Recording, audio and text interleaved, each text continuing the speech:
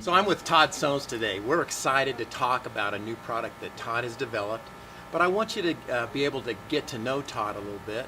So Todd, kind of give me an idea of where you're coming from and where you're teaching and that sort of thing.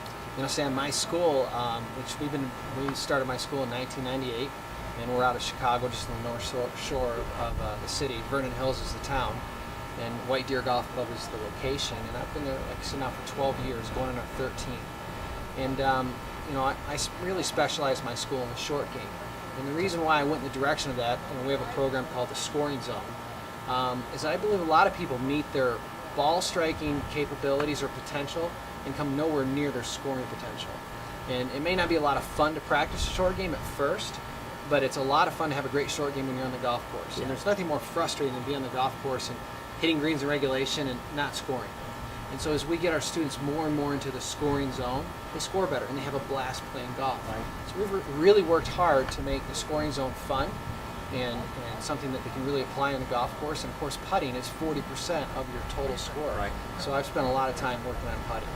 And the things that you work on with your students, obviously some of them have to do with speed, because that's where we're talking about the speed board.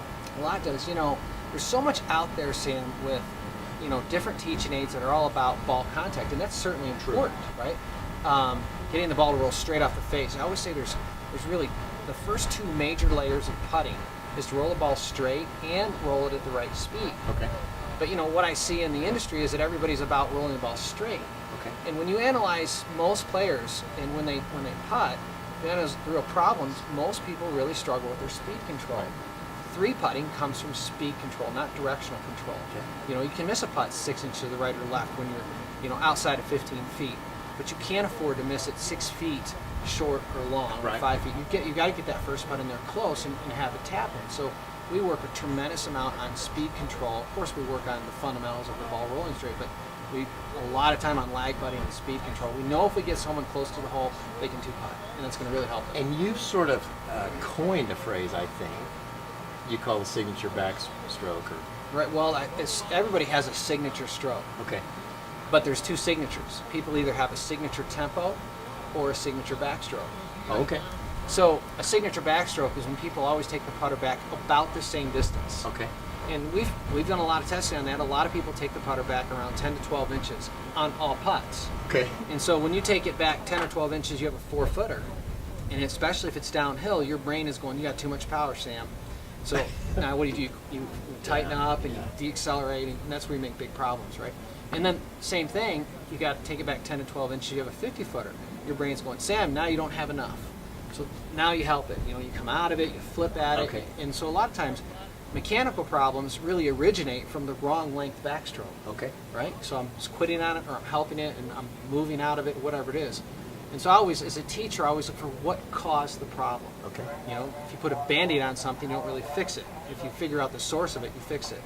And so signature tempo is, to me, what the best players on tour have.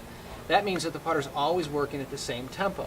Okay, so visualize a pendulum. A pendulum works back and forth basically at the same rate of speed. It travels different distances, right? Right. And so basically, or same tempo, I should say. So if I swing it back 6 inches and I let it go, it's going to move slower to the bottom. Right. If I swing it back 20 inches, it's going to move faster. Okay. That's how it basically controls speed, by moving different distances, right, in the same amount of actual time. Right. That's what a signature tempo is.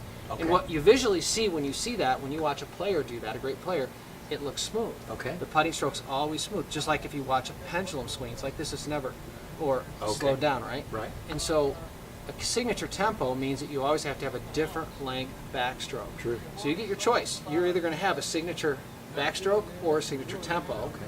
And I believe strongly that the best players have a signature tempo. And Right. that's why I came up with a speed board. Okay. That's awesome. And the signature tempo is sort of metronome-ish, right? Exactly. I mean, as you know, there's three learning styles. There's sight, your visual, your kinesthetic, your feel, and then of course your auditory. And a metronome is great for some people because they can hear it. Right. Right. But some people really need to see it. Right. Right. And that's where the speed board comes in, Okay. and we throw in the pegs, and now we got, the feel factor as well. It's great. Yeah, it's good. Well, I'm anxious to kind of get a chance to look at the speed board and learn some drills, some games, some faults and fixes. Yeah, I think it's going to be great. It's going Terrific. to help a lot of people. Good. Yeah.